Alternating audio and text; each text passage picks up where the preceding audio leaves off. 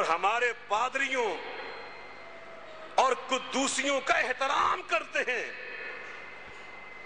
آج میں بہت کچھ سناؤں گا انشاءاللہ آپ کو، بس دل تھام کے بیٹھنا اور اللہ کے لیے تعصب کو چھوڑ کے بیٹھنا، دل کے دروازے کھول کے بیٹھنا اور یہ سمجھ کے بیٹھنا کہ ہمیں اللہ نے اس نبی کو امتی بنایا جو دنیا میں آئے تو رحمت للعالمین بن کر آئے. وہ ایک عیسائی پادری اعلان کرتا ہے کہ مسلمان حکمرانوں کا طرز عمل یہ ہے، یہ ہمارے مسیح مذہب سے برسرے پیکار نہیں بلکہ ہمارے مذہب کی حفاظت کرتے ہیں، ہمارے پادریوں اور قدوسیوں کا احترام کرتے ہیں، اور ہمارے گرجا گھروں اور عبادت خانوں، ہمارے گرجا گھروں اور ہمارے عبادت خانوں کو جاگیریں عطا کرتے ہیں، زمینیں الاٹ کر دیتے ہیں. ان کے اخراجات پورے کرنے کے لیے مسلمان حکومتیں ہمیں جاگیریں عطا کر دیتی ہیں. جناب صدیق اکبر خلیفۃ الرسول صلی اللہ علیہ وسلم، ان کا دور حکومت ہے. نبی پاک علیہ السلام نے فرمایا تھا خیر القرون قرنی ثم الذین یلونہم ثم الذین یلونہم، کہ سب سے بہترین مسلمانوں کا دور حکومت بھی کہہ لیں، دور زندگی بھی کہہ لیں، طرز عمل بھی کہہ لیں، فرمایا وہ میرے دور کے مسلمانوں کا ہے. نبی کے خلیفہ، آپ کے جانشین جناب صدیق اکبر کا دور حکومت ہے. نبی کریم علیہ السلام نے جن کے بارے میں فرمایا تھا علیکم بسنتی وسنت الخلفاء الراشدین المہدیین وعزوا علیہا بالنواجذ، میرے طرز عمل کو پکڑو اور میرے خلفاء راشدین جو ہدایت یافتہ ہیں، میرے بعد جو آئیں گے وہ ہدایت یافتہ، رشد والے، عقل مند، ہوش مند، دانشور، یہ راشد کا ترجمہ، ان کا جو طرز عمل اس کو پکڑنا اور مضبوطی سے پکڑنا، جس طرح داں سے چیز پکڑی جاتی ہے اس طرح پکڑنا. اللہ اکبر. ان کا طرز عمل کیا ہے؟ خالد بن ولید رضی اللہ تعالی عنہ، وہ ان کے جرنیل سپہ سالار ہیں. ایک علاقہ فتح کیا، ہیرا کا علاقہ تھا، وہاں مسیح لوگ آباد تھے. ان کے ساتھ ایگریمنٹ کا وقت آیا، مدینہ میں ایلچی بھیجا کہ خلیفۃ الرسول مجھے نقاط لکھ کر بھیجیں جن کے مطابق میں مسیحیوں کے ساتھ ایگریمنٹ کروں. اور نبی کے خلیفہ نے، اور جس کی دیانت اور جس کے علم کا حال یہ تھا، ایک بوڑھی خاتون دور دراز کے علاقے سے بارگاہ نبوت میں آئی اور اللہ کے رسول سے ایک مسئلہ پوچھا. نبی پاک نے اس کو کچھ بتایا اور فرمایا اگلے سال آنا.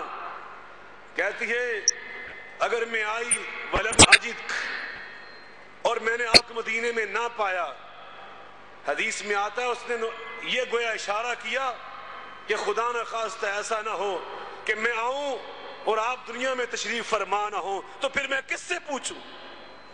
آپ فرماتے اگر تم آؤ مجھے دنیا میں نہ پاؤ تو فاتی ابا بکرن، تو میرے ابو بکر سے پوچھ لینا. جو میرے ابو بکر کا فیصلہ ہوگا سمجھنا وہ اللہ کے رسول کا فیصلہ ہے. یہ ہے ابو بکر. نبی پاک نے اس کے فیصلے کو اپنا فیصلہ کہا. اس نے فیصلہ کیا دیا؟ خالد بن ولید کو ایگریمنٹ کے لیے جو نکات لکھ کر بھیجے، شکیں لکھ کر بھیجیں، ان میں 4 شکیں سنو. کتاب الخراج صفحہ نمبر 143، کتاب الخراج صفحہ 143، المستطرف دوسری کتاب کا نام، جلد نمبر 1 صفحہ 110، اس کے اوپر لکھا ہے لوگوں کا گرجا گھر، مسیحیوں کا کوئی گرجا گھر اور کوئی عبادت خانہ منہدم نہیں کیا جائے گا، گرایا نہیں جائے گا، اس کو آگ نہیں لگائی جائے گی۔ یہ پہلی شک تھی اس کی۔ اور دوسری شک، ان کو اپنے مذہب کے لیے نرسنگا ناقوس بجانے سے نہیں روکا جائے گا۔ تہوار کے موقع پر، ان کا کرسمس آتا ہے یا ان کا کوئی مذہبی تہوار آتا ہے، وہ اپنے علاقے میں صلیب کا جلوس نکالتے تھے۔ جناب ابوبکر صدیق نے یہ شک لکھی کہ تہوار کے موقع پر انہیں صلیب کا جلوس نکالنے سے نہیں روکا جائے گا۔ ان کے مذہبی پیشوا، ان کے پادری، ان سے جزیہ کا ٹیکس بھی وصول نہیں کیا جائے گا، ان کو معافی ہوگی۔ اب جزیہ کا جو معاملہ ہے وہ بھی عجیب ہے۔ ہم نے اپنی جہالت سے اس کو بھی ایسا اسلام کے لیے ایک بدنامی کا نعوذ باللہ دبا ثابت کرنا چاہا، حالانکہ وہ اتنا پیارا معاملہ ہے، اس کی اگر وضاحت کر دی جائے تو ساری دنیا کے لوگ حیران ہو جائیں۔ آپ سن لیں، اگر مسلمان ملک ہو، مسلمان حکومت ہو، تو اس کی ذمہ داری ہے کہ وہاں رہنے والے مسلمان ہو یا غیر مسلم ہوں، ان کی حفاظت کرے۔ یہاں مسیحیوں بیچاروں کو کیا کسی نے حفاظت دینا ہے، سکھوں اور ہندوؤں کو کیا حفاظت ملنی ہے؟ یہاں تو مسلمانوں کی زندگیاں محفوظ نہیں رہی۔ یہ اسلام سے لا تعلقی کی نحوست ہے۔ آج ہم غیر محفوظ ہو گئے، ہم تو خود غیر محفوظ، ہماری مسجدیں محفوظ نہ رہیں، ہمارے مدارس محفوظ نہ رہے، ہمارے مراکز محفوظ نہ رہے، ہمارے تو محافظ بیچارے وہ محفوظ نہ رہے۔